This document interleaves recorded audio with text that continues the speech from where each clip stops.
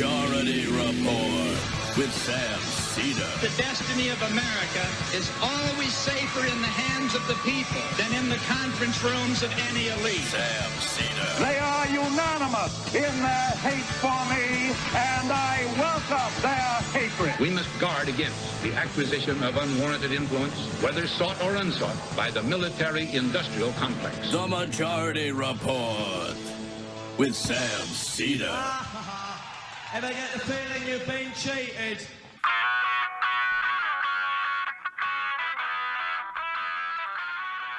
It is Monday, September 1st, 2025. My name is Emma Vigeland, in for Sam Seder, and this is the 5-time award-winning Majority Report.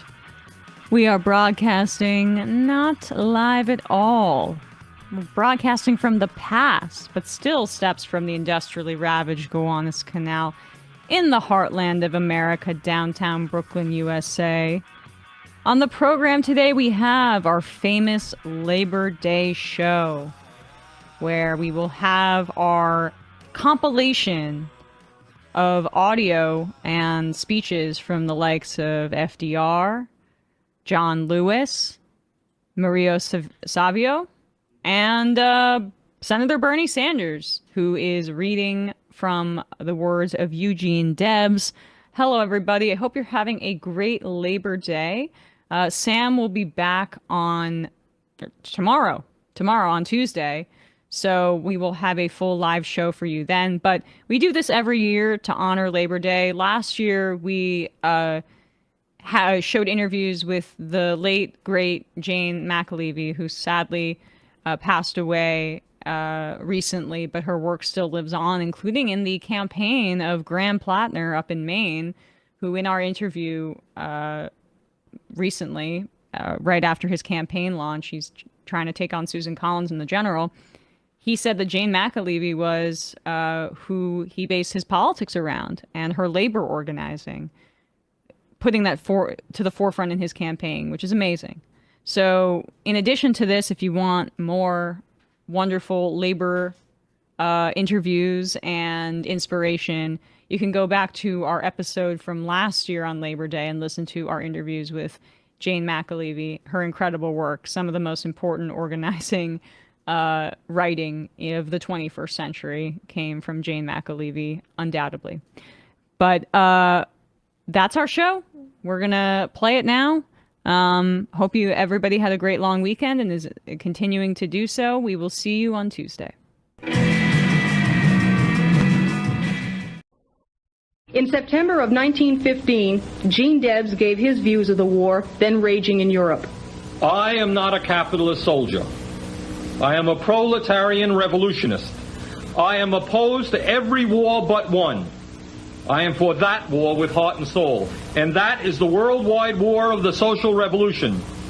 In that war, I am prepared to fight in any way the ruling class may make necessary, even to the barricades. That is where I stand, and where I believe the Socialist Party stands, or ought to stand, on the question of war. In June of 1918, with American troops now fighting in Europe, Debs spoke to a socialist gathering in Canton, Ohio.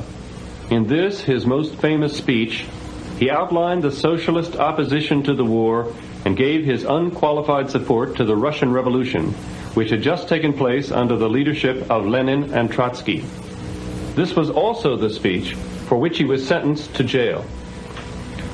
In the Middle Ages, the feudal lords and barons, the economic predecessors of the capitalists of our day, declared all wars, and their miserable serfs fought all the battles.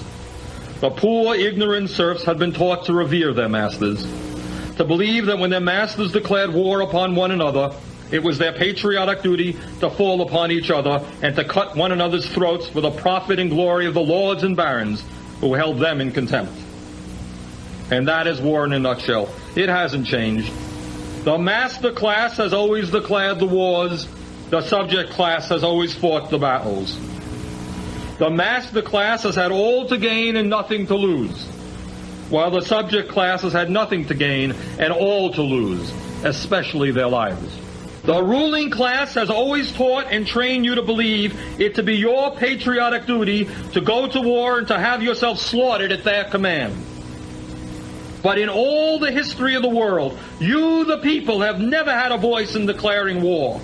And strange as it certainly appears, no war by any nation in any age has ever been declared by the people. And here let me emphasize the fact, and it cannot be repeated too often, that the working class who fight all the battles, the working class who make the supreme sacrifices, the working class who freely shed their blood and furnish the corpses, have never yet had a voice in either declaring war or making peace. It is the ruling class that invariably does both. They alone declare war, and they alone make peace. Yours not to reason why, yours but to do or die. This is their motto, and we object on the part of the awakening workers of this nation. 2 weeks after he gave his Canton, Ohio speech, Eugene Debs was arrested and charged with violating the Espionage Act. 2 months later, he was tried, found guilty of the charges, and sentenced to 10 years in prison.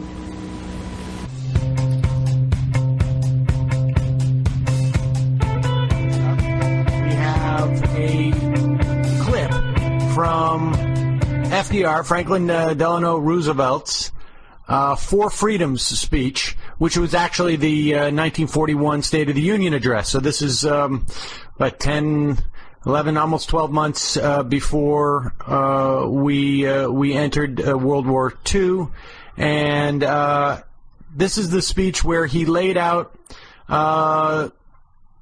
two, I guess, freedoms that go beyond the Constitution, and basically said that we human beings have a right to economic security, and this is a fairly new theme at that point, and look where it got us, in a good place, until, of course, the right wing and the money in this country decided they had enough of that. But here's a clip from that speech now.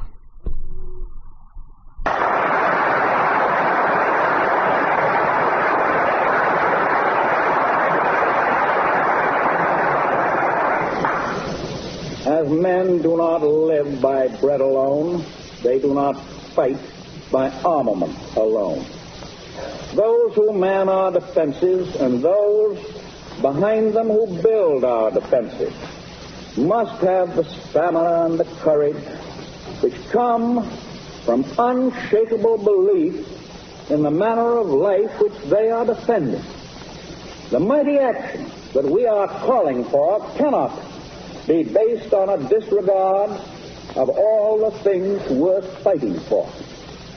The nation takes great satisfaction and much strength from the things which have been done to make its people conscious of their individual state in the preservation of democratic life in America.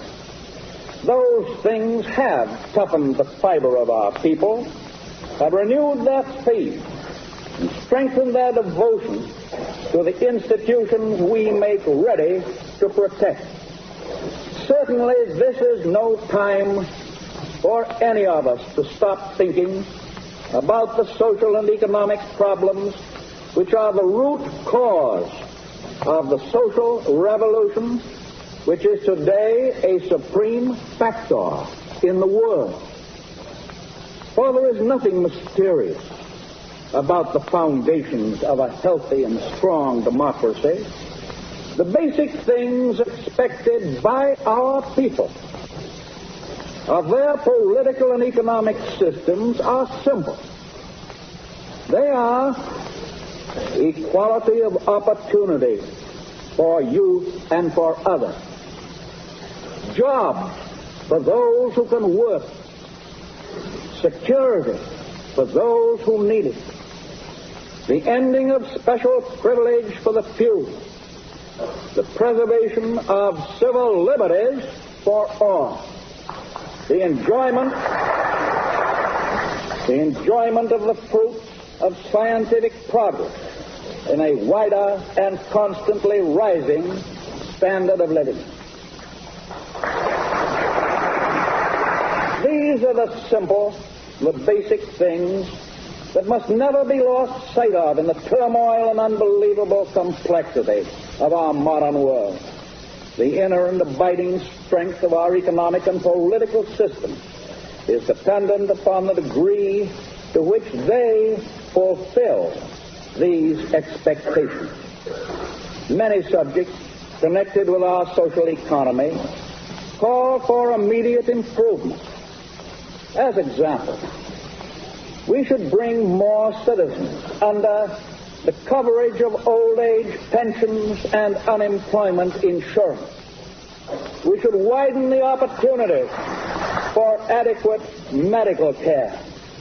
We should plan a better system by which persons deserving or needing gainful employment may obtain it.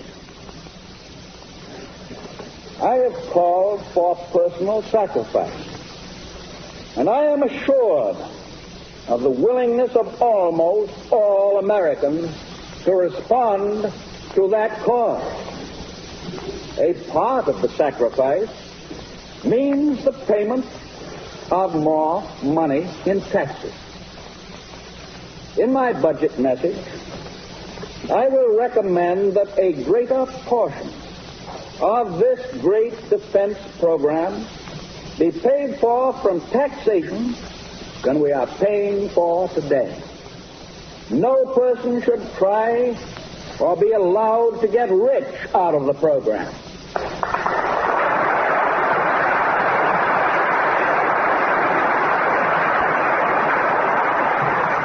And the principle of tax payments, in accordance with ability to pay, should be constantly before our eyes to guide our legislation. If the Congress maintains these principles, the voters, putting patriotism ahead of pocketbooks, will give you their applause.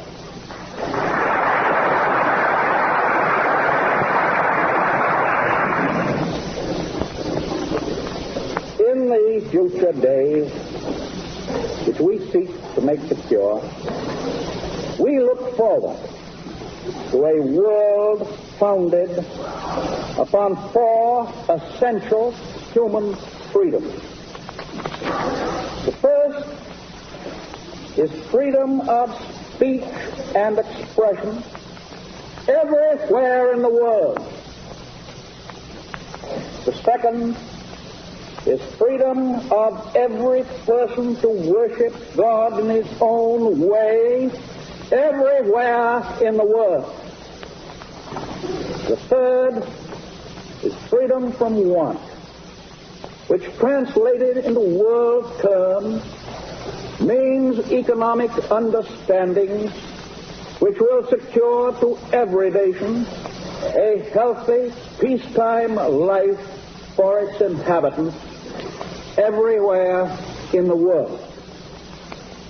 The fourth is freedom from fear, which translated into world terms means a worldwide reduction of armaments to such a point and in such a thorough fashion that no nation will be in a position to commit an act of physical aggression against any neighbor anywhere in the world.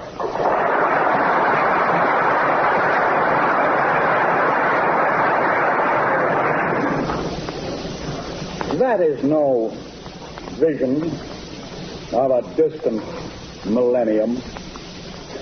It is a definite basis for a kind of world attainable in our own time and generation. That kind of world is the very antithesis of the so-called new order of tyranny which the dictators seek to create with the crash of a bomb. To that new order, we oppose the greater conception, the moral order. A good society is able to face schemes of world domination and foreign revolutions alike without fear. since the beginning of our American history, we have been engaged in change, in a perpetual, peaceful revolution, a revolution which goes on steadily, quietly, adjusting itself to changing conditions, without the concentration camp or the quicklime in the ditch. The world order which we seek is the cooperation of free countries working together in a friendly, civilized society. This nation has placed its destiny in the hands and heads and hearts of its millions of free men and women, and its faith in freedom under the guidance of God. Freedom means the supremacy of human rights everywhere. Our support goes to those who struggle to gain those rights and keep them. Our strength is our unity of purpose. To that high concept, there can be no end save victory.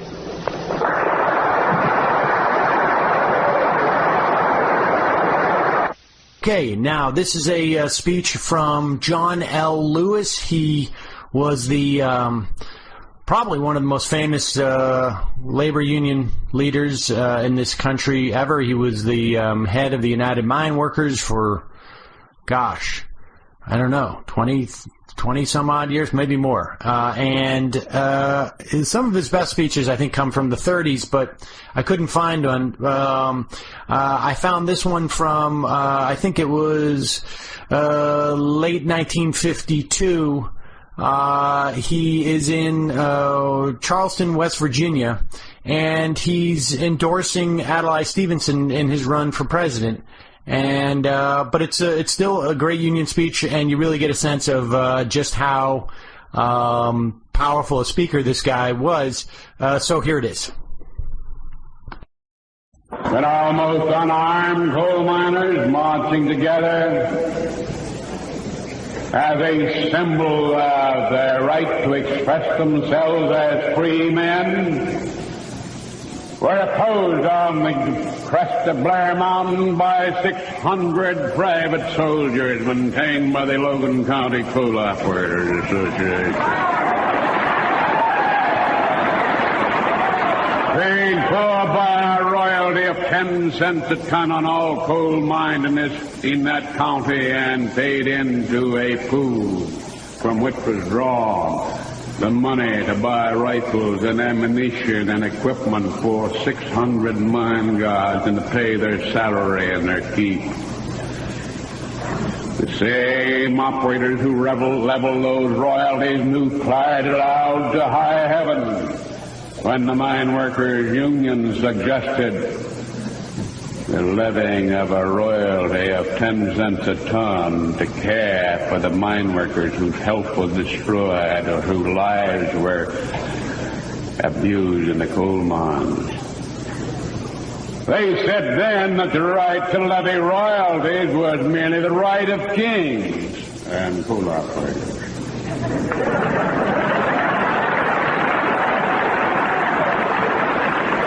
And we said it was also the right of coal miners, and we demonstrated that fact.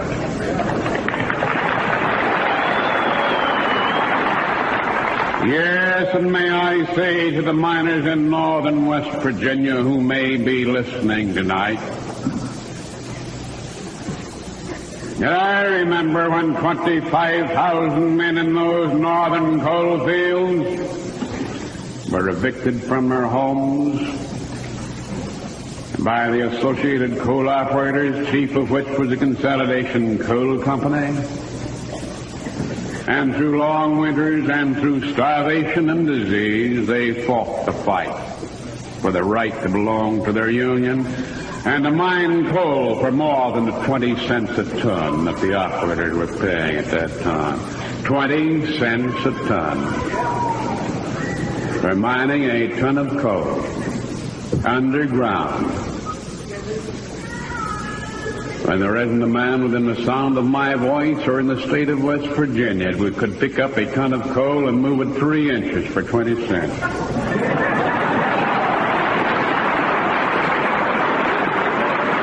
They lived in the barracks. They froze in the winter. They did without medicine and medical attention and teachers for their children. They buried their dead, unkempt as they might be,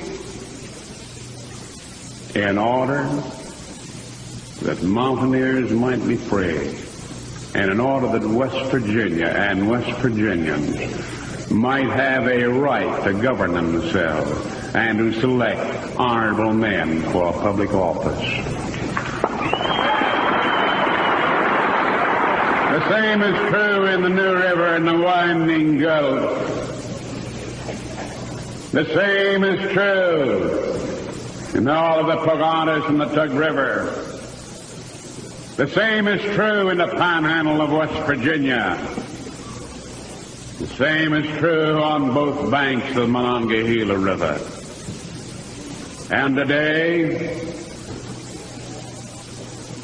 more than 100,000 coal miners in this state and in several districts are working when they work under the rules of collective bargaining and under wages and working conditions that American citizens have a right to enjoy and which no other citizen should ask them not to pay. We intend to keep it that way.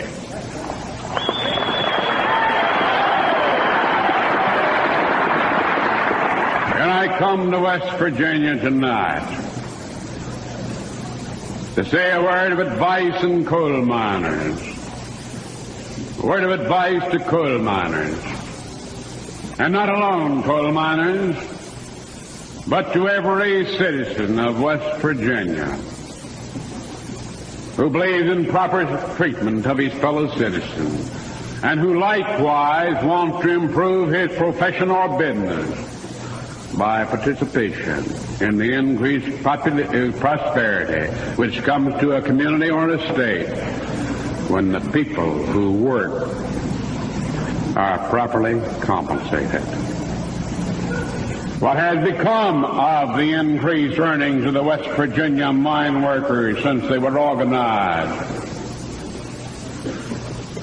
at the end of the Republican Depression of 1929? What has become of that money? Like everyone else, the mine worker was only able to retain for himself and in his savings account but a small proportion of his earnings, because he spent it for the necessities of life. He spent it for shoes for the children, for increased education, for improved facilities in the home, for a broader outlook. And he spent it in his home community, and the businessmen of that community, and the professional men of that community, and the churches of that community. And every institution in the state of West Virginia has benefited by its participation in the increased wage standards brought to this state by the United Mine Workers of America.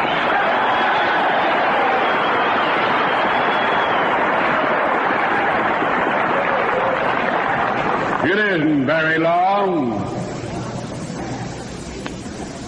It isn't very long. As a matter of fact, it's only 18 years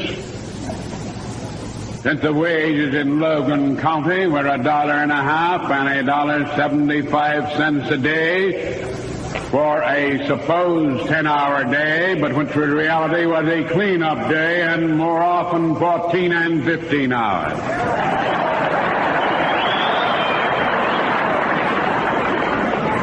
How much better are the businessmen, the farmers, and the professional men of Logan County today because the mine workers have money to become their customers, to buy their goods, to buy their motor cars, to receive their professional services, whether they're medical men or whether they're attorneys or other practitioners in the profession. All of the citizens of West Virginia have shared in this improvement. And what is true in Logan County has been true in every other mining sector of the state. And what is true in the mining sections of West Virginia is likewise true in the chemical industry, in the lumbering industry, in the railroad industry, in the limestone industry. And it's true of all of West Virginia. Do you want to change it? Then don't elect a hypocrite and a fool to be governor.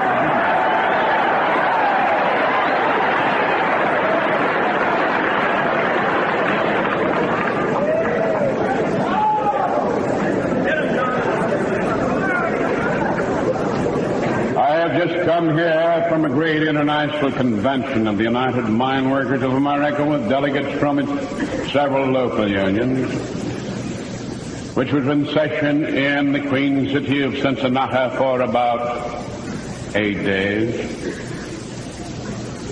And at that convention I witnessed one of the most dramatic and marvelous exhibitions of enthusiasm and determination that has been my lot to see. 2,805 elected delegates from the coal mines of this country, from the Cascade Mountains of Washington to the Warrior Field of Alabama, from the anthracite jurisdiction of Pennsylvania to the far-flung mines of New Mexico.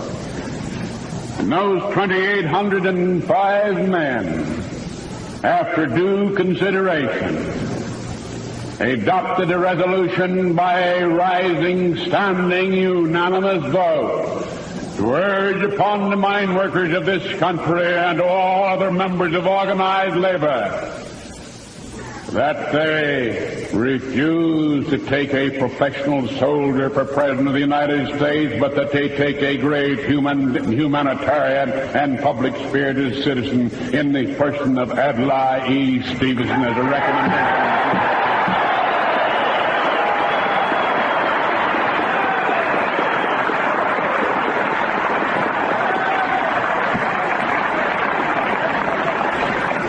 Surely those men must have represented the sentiment of the men at home. Surely that demonstrates that men who work in coal mines are thinking men. Surely it makes one believe that they understand the problems of life in America and the burden and the responsibilities of rearing and educating a family to their proper place in the community of citizenship. 2,805 delegates, responsible to nobody but the men in their home community who elected them, by unanimous vote, instructed the officers of your organization to do everything possible to urge our membership and all other citizens similarly situated to cast aside and push away the alluring siren voice of those candidates who represent the concentrated wealth and power of the American industry and financial world, and who walk to elect their man in the White House so that he may make the rules for you and I and those similarly situated. So I am here for that purpose. And I come here also to say that in this great state, I would like to have you, if the miners of this state will take my counsel and advice, because they may believe to some degree in the responsibility of what I say, I would like to have the mine workers of this great state and other states not only vote for Honorable Adlai E. Stevenson for President of the United States, but vote for Bill Marlin as Governor of West Virginia and Harvey Kilgore as Senator.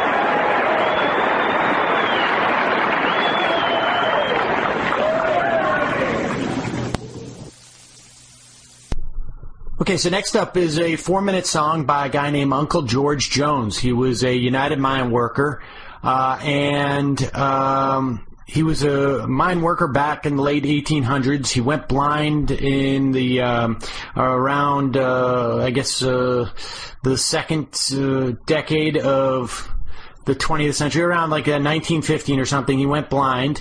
He was working in the Alabama mines, and he was singing essentially about the revival of the United Mine Workers, and as well as singing the praises of unions. He mentions John L. Lewis in this, and obviously Franklin Delano Roosevelt. So check it out, enjoy it, interesting song, and we still got more.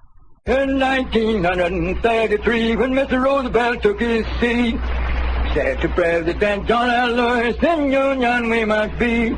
Come, let us fight together, ask God to lead the plan. By this time another year, we'll have the union back again. Hooray, hooray, for the union we must stand. It's the only organization, protect the living man. Boys, it makes our women happy. Our children clap their hands. The CDP stick and the good folks are steaming in those frying pans. And the President and John L. Lewis had signed a decree to call for Mitch and Rainey, Tower off was made to 3. Go down in Alabama, organize every living man. Spread the news all over the land, we got the union back again. Hooray, hooray, for the union we must stand. It's the only organization, protect the living man. Boys, it makes our women happy. Our children clap their hands. The CDP stick and the good folks are steaming into the frying pan. There's one law President Roosevelt passed that made the operators mad. Give all the men the right to organize, join the union of their choice. When the President had passed the law, we all did shout for joy. When they said no operator shave a ball shouldn't bother the union boys. Hooray, hooray, for the union we must stand. It's the only organization, protect the living man. Boys, it makes our women happy. Our children clap their hands. The CDP stick and the good folks are steaming in those frying pans. In 1932, we're sometimes sad and blue, traveling round from place to place, trying to find some way to do. If we're successful to find a job, the wages were so small. Scarce to live in the summertime, almost starve in the fall. Hooray, hooray, for the union we must stand. It's the only organization, protect the living man. Boys, it makes our women happy. Our children clap their hands. The CDP stick and the good folks are steaming in those frying pans. Before we got our union back, it's very sad to say, old blue shirts and overalls were the topics of the day. They were so full of patches and so badly torn. Our wives had to sew for about an hour before they could be worn. Hooray, hooray, for the union we must stand. It's the only organization, protect the living man. Boys, it makes our women happy. Our children clap their hands. The CDP stick and the good folks are steaming in those frying pans. Now when our union men walked out, got the good tools on their back, correct machine and the fine silk sack, the brand new Miller block hat, fine silk sock and the flow shine shoes, they glitter against the sun. Got dollars in their pockets, smoking good cigars, boys, this what the union done. Hooray, hooray, for the union we must stand. It's the only organization, protect the living man, boys. It makes our women happy. Our children clap the hand. You see the beefsteak and the good folk job steaming in those frying pan. Before we got our union back, our wives was always mad. When they went out to the church, a princess was all they had. But since we got our union back, they're happy all the while. Silk and satin of every kind to meet with every style. Hooray, hooray, for the union we must stand. Let the old organization protect the living man, boys. It makes our women happy. Our children clap the hand. To see the beefsteak and the good pork chop steaming in those frying pans. Okay, and now we have it's a 7-minute clip of a speech that Mario Savio gave in December of 1964 at Sproul Hall in University of California, Berkeley. And this is a pretty famous speech now. It's getting a lot more attention these days. Actually, part of this this notion of putting your body upon the gears in the machine, that was quoted in Battlestar Galactica during a labor scene, and Tim DeChristopher's going to prison, speech that he gave after his conviction sort of evoked this moment from Mario Savio, and it's interesting. People are talking about it these days, and it's in the consciousness. So I thought you'd be interested. What's also particularly interesting is he addresses what's going on the campus with some of the union workers, and this, if you recall that piece by Kevin Drum, which talked about the cleave between union and many of these student leaders. This guy was Savio was from the Berkeley Free Speech Movement, and this cleave ended up really hurting the Democratic movement and the Democratic Party and the progressive liberal movement, because people were split into sort of two camps: social liberalism and economic liberalism. And we've talked about that on the show. It's interesting. So he just, in passing, mentions what's going on with the union workers there. But we've also talked on the show about hopefully how that cleave is closing. But so here is this clip from Mario Savio. Have a great Labor Day, folks. I just want to say one brief thing about something the previous speaker said. I didn't want to spend too much time on that because I don't think it's important enough, but one thing is worth considering. He's the nominal head of an organization supposedly representative of the undergraduates, whereas in fact, under the Kerr directives, it derives its authority as delegated power from the administration. It's totally unrepresentative of the graduate students and TAs. But he made the following statement, I quote, "I would ask all those who are not definitely committed to the FSM cause to stay away from the demonstration." All right, now listen to this. "For all upper division students who are interested in alleviating the TA shortage problem, I would encourage you to offer your services to department chairmen and advisors." That has two things, a strike breaker and a feint.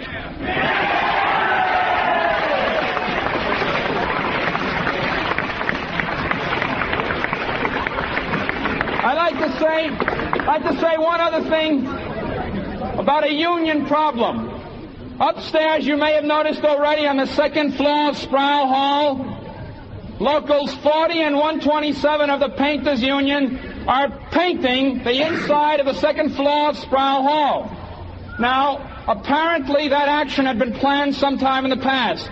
I've tried to contact those unions, unfortunately, and tears my heart out. They're as bureaucratized as the administration. It's difficult to get through to anyone in authority there. Very sad. We're still making an attempt. Those people up there have no desire to interfere with what we're doing. I would ask that they be considered and that they not be heckled in any way. And I think that, while there's unfortunately no sense of solidarity at this point between unions and students, there at least need be no, excessively hard feelings between the two groups. Now,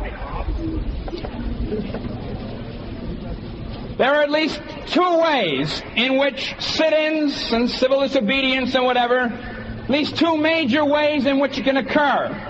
One, when a law exists, is promulgated, which is totally unacceptable to people, and they violate it again and again and again till it's rescinded, repealed. All right. But there's another way. Sometimes the form of the law is such as to render impossible its effective violation as a method to have it repealed. Sometimes the grievances of people extend to more than just the law, extend to a whole mode of arbitrary power, a whole mode of arbitrary exercise of arbitrary power. And that's what we have here. We have an autocracy which runs this university. It's managed. We were told the following. If President Kerr actually tried to get something more liberal out of the regents in his telephone conversation, why didn't he make some public statement to that effect? And the answer we received from a well-meaning liberal was the following. He said, would you ever imagine the manager of a firm making a statement publicly in opposition to his board of directors? That's the answer.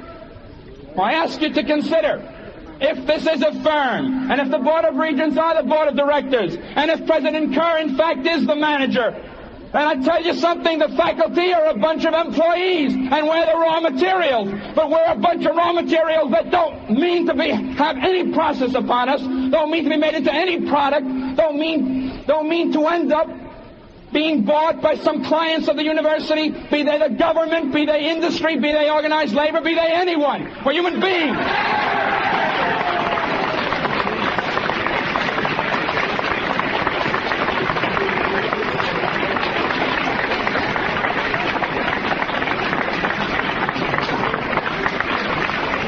And that brings me to the second mode of civil disobedience.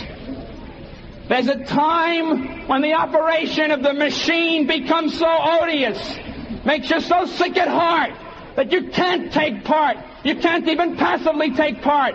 And you've got to put your bodies upon the gears and upon the wheels, upon the levers, upon all the apparatus, and you've got to make it stop. And you've got to indicate to the people who run it, to the people who own it, that unless you're free, the machine will be prevented from working at all.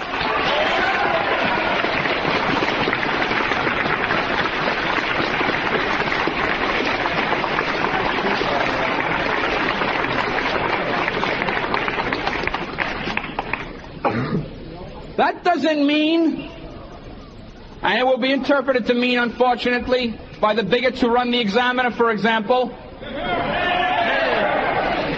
that doesn't mean that you have to break anything. 1,000 people sitting down someplace, not letting anybody by, not letting anything happen, can stop any machine, including this machine, and it will stop. We're going to do the following.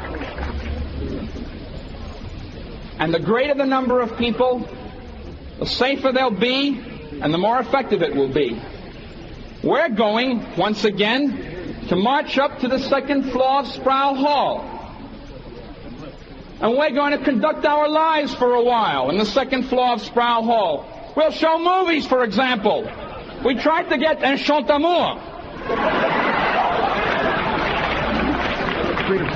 Unfortunately, that's tied up in the court because of a lot of squeamish moral mothers for a moral America and other people on the outside. The same people who get all their ideas out of the San Francisco Examiner. Sad. But Mr. Landau has gotten to some other films. Likewise, we'll do something which hasn't occurred at this university in a good long time. We're going to have real classes up there. But there are going to be freedom schools conducted up there. We're going to have classes on First and 14th Amendments.